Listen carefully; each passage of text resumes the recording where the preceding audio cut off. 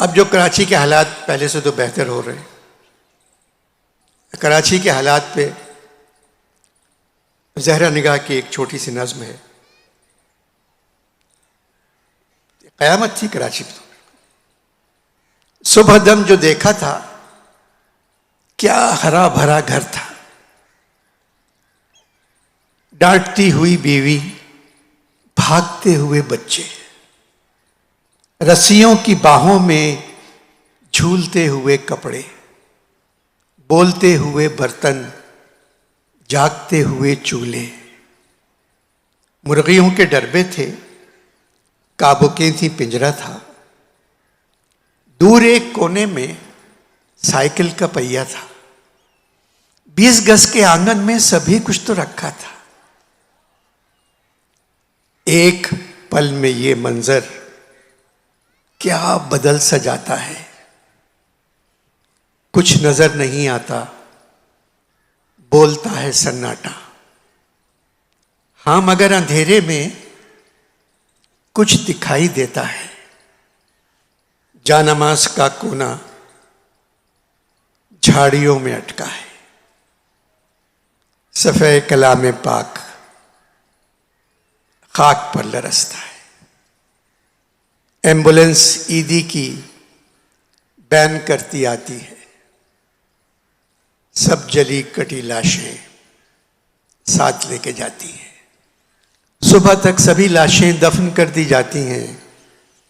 औरतों की, बच्चों की, बूढ़ों और जवानों की। मस्जिदों से होती हैं बारिशें अजानों की।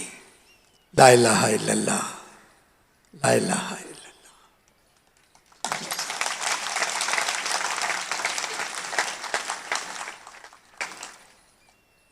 हमारे एक शायर थे, बहुत अच्छे मज़ाहिया शायर थे, दिलावर फिगार साहब। वो दूसरों की औरों को भी लिख के देते थे। तो उनके पास एक वक्त में 2 शायर आ गए। एक को सेहरा चाहिए था, एक को मरसिया चाहिए था। अब दिलावर फिगार बैठे लिख रहे थे और लिखा, एक सेहरा लिखा और कागज़ यूं फाड़ने के बजाय इस तरह से फाड़ दिया गुस्से में। तो जो सेहरा पढ़ने गए वो एक मिसरा सेहरे का हो गया, दूसरा मरसिया का हो गया। मगर वो पढ़ रहे हैं शादी में कि अथर मियाँ का अक़्द हुआ है बहार में। सेहरे का मिसरा है, अथर मियाँ का अक़्द हुआ है बहार में। अब दूसरा मरसिया का आ गया, ऐ काश कोई फूल बिछा दे मज़ार में। अथर मियाँ का अक़्द हुआ है बहार में, ऐ काश कोई फूल बिछा दे मज़ार में। अब पूरी नज़म चल रही है। आखिरी मिसरा सबसे अच्छा है शेर। यारब बनी के साथ हमेशा बना रहे। बनी बना मतलब अगर गाला में तीसरी बनी आई है।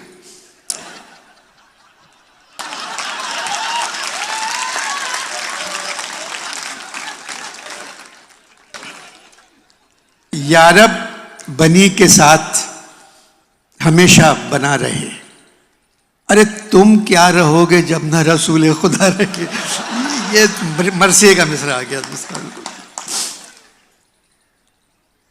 अब जो वक्त मैं बड़े कठिन रास्तों से गुजर कर आज इस कुर्सी तक पहुंचा, बड़ी मेहनत करना पड़ी। मगर ये जो नौजवान हैं मेरे मुल्क के, आप सिर्फ इनकी पेशानी और इनकी आंखें देखें। एक रोशनी है और एक चमक है। यही चाहिए थी कायद और इकबाल को कि आंखों में इनके सितारे हैं और ये मुस्तकबिल है मेरे वतन का। हम लोग तो बेगैरत थे कि 71 बरस कुछ नहीं किया, बैठे रहे, कुछ नहीं किया, देखते रहे। हुकूमतें आईं, हुकूमतें गईं कि अगली हुकूमत अच्छी आ जाएगी। लोग बुरे नहीं हैं, लोग बहुत अच्छे हैं। हम लोग, हमारी किस्मत ख़राब है कि 29 सरबराहों में एक सरबराह हमें अच्छा मिल जाता तो आज हम पता नहीं कहाँ होते।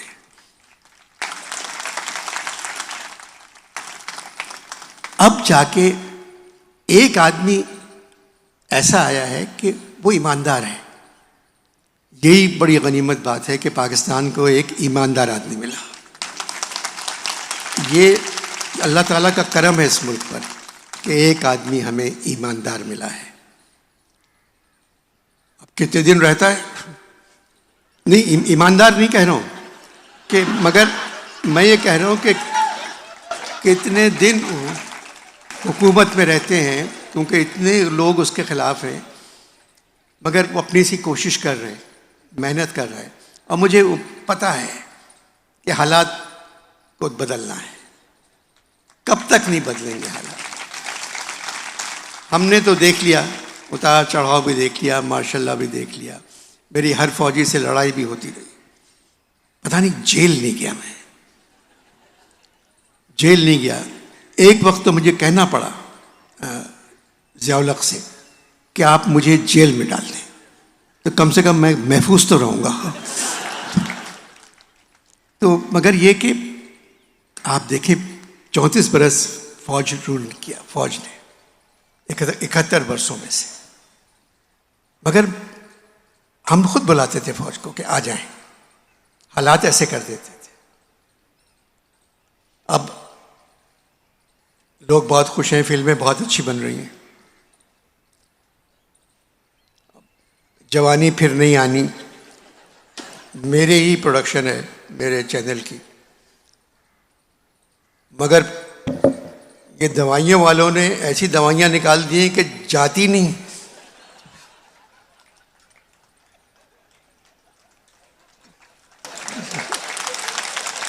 और मगर पुराने ज़माने में बूढ़े परेशान बैठे रहते थे, आजकल सबसे ज़्यादा मुस्कुराहट ही बूढ़ों के चेहरों पर।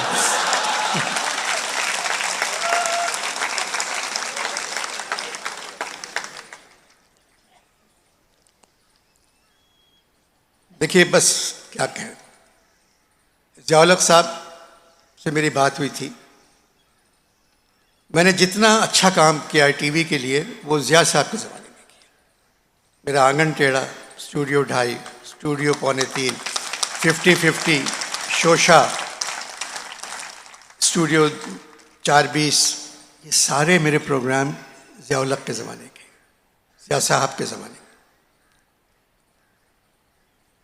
मगर जब भी मेरा इनाम के लिए फाइल जाती थी मेरी, तो वापस कर देते थे कि नहीं, इसको नहीं।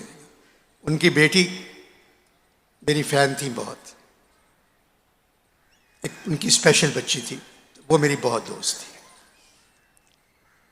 जब इमरान ने अपना रिटायरमेंट का ऐलान किया तो इन्होंने बुलाया मुझे कि आके आप मेज़बान बन जाएं। तो अनवारुल हक़ और एजाज़ुल हक़ मेरे पास आए कि आपको वालिद साहब ने याद किया है। मैंने कहा क्या वालिदा गई हुई हैं? बोले आपने, आपकी तो उर्दू अच्छी है। तो मैंने कहा हाँ, नहीं याद किया का मतलब है आपको बुलाया है।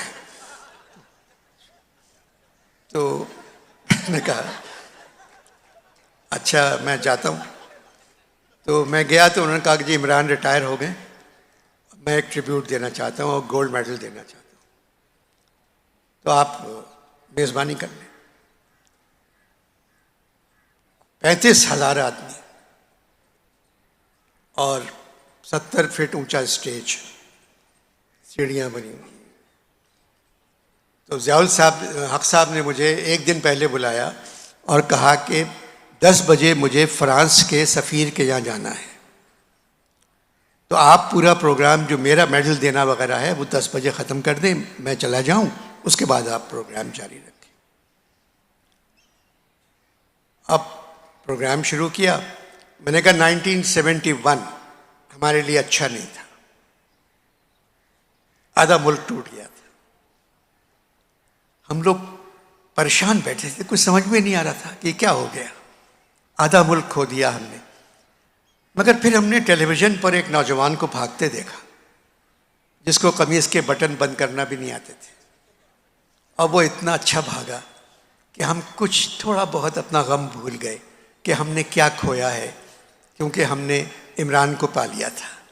71 में इमरान ने अपना करियर शुरू किया और ज़िया-उल हक साहब इमरान कप्तान है, उसके बावजूद रिटायरमेंट का ऐलान कर रहा है।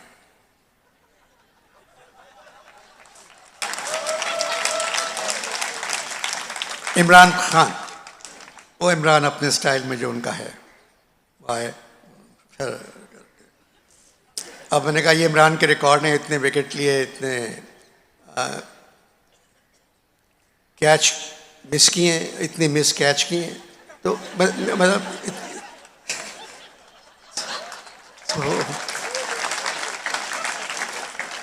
तो ये सारे रिकॉर्ड इमरान के बताए मैंने। अब मैंने कहा अब ज़िया-उल हक साहब तशरीफ लाते हैं, सदर पाकिस्तान। इनके रिकॉर्ड ये हैं कि इन्होंने 7 जनरलों को सुपरसीड किया है।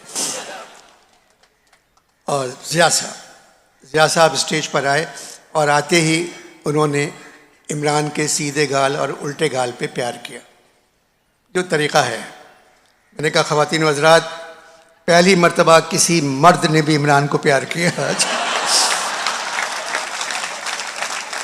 क्या लगे, क्या कहा आपने? मैंने कहा सर आप अपना काम करें, ऐसे ही कह दिया गलती से, थोड़ी गलती हो गई मुझसे। उसके बाद उन्होंने मेडल वगैरह पहनाया। अब घड़ी उनके बेटे इशारा कर रहे हैं कि वाइंड अप करें, अब्बा के लिए कह दें कि जाना है। मैं बोलता गया, 11 बज गए, 12 बज गए, 1 बज गया, 2 बज गए और ज़िया साहब बैठे हुए। जब 3 बजे प्रोग्राम ख़त्म हुआ तो मैं आ गया। 3:30 बजे दोनों बेटे आए कि आपको बुलाया है वाले साहब। मैंने कहा मेरे भाई सिंध के इंफॉर्मेशन सेक्रेटरी थे, अहमद मकसूद हमीदी, तो मैंने अहमद भाई को फ़ोन किया 3:30 बजे रात के, अहमद भाई मुझे 3:30 बजे सदर साहब बुला रहे हैं, बोल रहे हैं तुमने डन एनीथिंग क्या? मैंने कहा नथिंग भाई। बोले फिर you have to go, it's protocol. तो मैंने कहा अच्छा। अब मैं गाड़ी में बैठ गया, उसमें वायरलेस लगा हुआ है, चकलाला से गाड़ी यहाँ गई, इधर गई, इधर गई। जब प्रेसिडेंट हाउस में गई तो ज़िया साहब वही कपड़े पहने हुए, दरवाज़ा खोला, आइए। मैं गया तो वहाँ नेवी के चीफ, एयरफोर्स के चीफ, मतलब यस्तुर हक साहब भी थे, सारे एयर मार्शल सब बैठे हुए। सब बैठे बैठे हाथ मिलाया, कोई खड़े नहीं हुआ। सिद्दीक सालिब भी थे, ब्रिगेडियर इम्तियाज़ थे, सब बैठे हुए। कहें बहुत नाराज़ हैं आपसे ये सब। मैंने आपसे जब कहा था कि मैं 1 घंटे के लिए आऊँगा और 10 बजे मुझे फ्रांस के सफ़ीर के यहाँ जाना है, मैंने बता दिया था आपको। मैं वहाँ 3.5 घंटे बैठा रहा। कोई जवाब है आपके पास? मैंने कहा सर आपको आदत है देर तक बैठने की।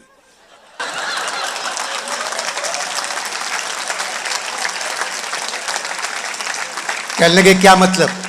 मैंने कहा 90 दिन के लिए आए थे, 7 साल हो गए सर। तो अगर घंटे के लिए आए थे 3 घंटे बैठ गए, क्या प्रॉब्लम हो गया इसमें?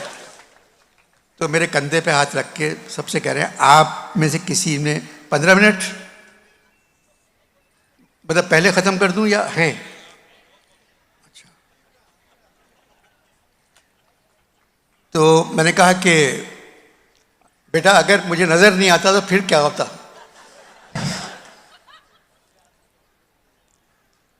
मैंने कहा कि आपको तो आदत है, इसमें ऐसी बुरी बात क्या है? कहेंगे आप में से किसी की हिम्मत है ये कहने की? तो मैं अनवर मकसूद की इसलिए बात मानता हूँ कि ये बोल देता है, मगर अनवर मकसूद अगर आज इस मुल्क का सदर कोई और होता तो तुम नहीं होते आज, और तुम्हारी जगह कोई और मेज़बान होता तो वो भी नहीं होता। मैंने कहा सर आप लोग रहें, मैं चला जाता हूँ कहीं। कहते नहीं हम भी रहना चाहते हैं और तुम भी रहो। मैंने कहा सर फिर तो नूरजहां का गाना हो जाएगा। तो बोले क्या? मैंने कहा इन राहों पे जीते जी हम साथ चल नहीं सकते। तो कह लगे नहीं। फिर एक ब्रिगेडियर इम्तियाज़ उठे, उन्होंने मेरा गिरेबान पकड़ा और यूं करके और मेरा बटन टूट गया जैकेट का। कह लेंगे हम आपको बुलाते हैं सरकारी फंक्शन में और आप बॉर्डर क्रॉस कर जाते हैं। मैंने कहा ब्रिगेडियर साहब हार रहे हैं, बॉर्डर क्रॉस करने की तनख्वाह आपको मिलती है, जब आपसे नहीं होता तो मैं करता हूं।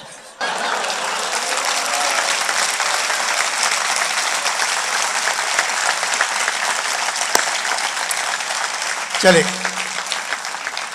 आप लोग बहुत अच्छे, ये मुल्क बहुत अच्छा है और बच्चे बहुत अच्छे हैं। बस अल्लाह इनको जिंदगी दे, तौफीक दे। बेटा सच बोलना, आज मुझसे वादा करो कि जिंदगी में सच बोलोगे। सच का सबसे बड़ा फायदा है, मैं सिर्फ बच्चों या नौजवानों से कह रहा हूं, सच का सबसे बड़ा फायदा है इंसान बोलकर भूल जाता है क्या बोला था। झूठ बोलकर सारी जिंदगी तुम्हें याद रखना पड़ता है कि क्या कहा था। सच बोलोगे, सारे रास्ते तुम्हारे लिए रोशन नजर आएंगे। बड़ा अच्छा मुल्क है, बड़े अच्छे लोग हैं, सबसे अच्छी जगह है। पीआईए कल मियां पीआईए को ठीक कर दे, मतलब चील पे बैठ के जाना ज्यादा सेफ है। अभी मैं टोक्यो से आ रहा था तो मेरे साथ एक खातून बैठी हुई थी और मैं लिख रहा था बैठा हुआ, और मुसलसल मुझे बोले जा रही हैं, अनवर साहब पीआईए की जो फजूल खर्ची है इस पर लिखें ना आप। तो मैंने कहा जी जी मैं ज़रूर लिखूंगा, बताइए 25-30 एयरक्राफ्ट है और 30,000 आदमी। मैंने कहा जी जी बिल्कुल लिखूंगा मैं, और आप इनकी फजूल खर्ची देखिए। मैंने कहा जी जी। फिर मैं रुक गया, मैंने कहा आप इनकी फजूल खर्ची की बात बिल्कुल सही कर रही हैं। अब देखिए मैं और आप बैठे हुए हैं और 2 सीट बेल्ट है, जबकि एक से ही काम चल सकता था। बोले अच्छा आप लिखें, आप लिखें।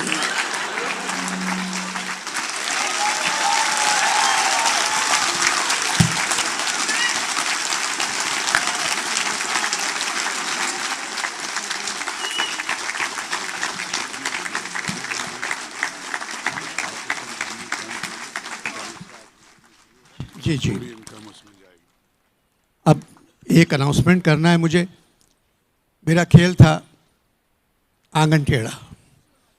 आंगन टेढ़ा जो थे वो एक क्लासिकल डांसर की कहानी थी, जब ज़िया-उल-हक साहब ने आके एकेडमीज बंद कर दी तो वो मजबूरन खाना पकाने पे वो क्लासिकल डांसर हो गया।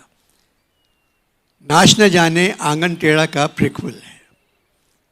ज़िया साहब का ज़माना है, एकेडमीज बंद हो रही हैं और डांसर सारे बेकार बैठे हुए हैं।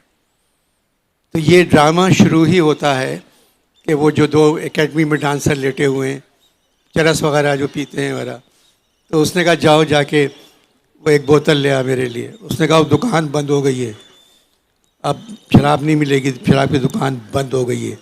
तो कह लेंगे क्यों बंद हो गई है? कह रहे हैं इस्लाम आ गया है। तो दूसरा कहता है अच्छा कब जाएगा? ज़िया साहब का दौर है और उसका ये खेल है। ये 14 मार्च से आर्ट काउंसिल में है और टिकट इसके हर जगह ही मिल रहे हैं आपको। इसको देखिएगा ज़रूर, क्योंकि ये एक मुल्क में क्या वक्त गुजरा है, क्या कह सकते थे। और सबसे बुरी बात जो थी उस दौर की वो ये थी कि हम लोग जो थे वो लोग अपने छुप के अगर शराब वगैरह पीते थे, जो लोग बहुत कम लोग पीते थे, वो अपने घर पे पीते थे और बदमाशी वगैरह जो करते थे वो दूर जाके करते थे। ज़िया साहब के ज़माने में दूर जाके शराब पीने लगे, बदमाशी अपने घर पे करते थे। ये एक दौर था वो, मगर वक्त गुजर गया, वक्त अच्छा आएगा। और ये प्ले 14 मार्च से आर्ट काउंसिल में है, नाच न जाने अकबर के। अच्छा बेटा मैं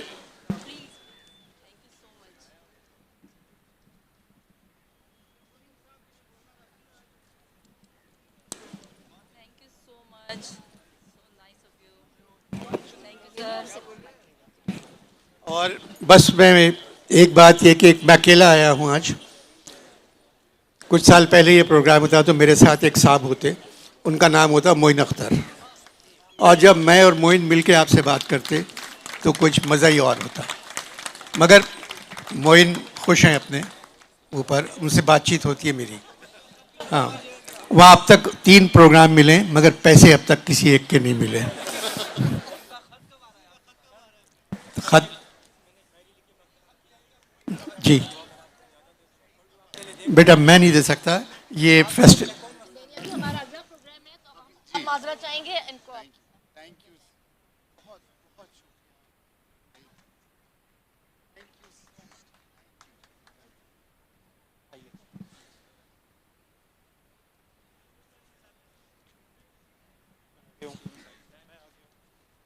सामने से रास्ता साफ करते जाइए। नहीं अभी नहीं, सामने से रास्ता साफ करते सर, है ना।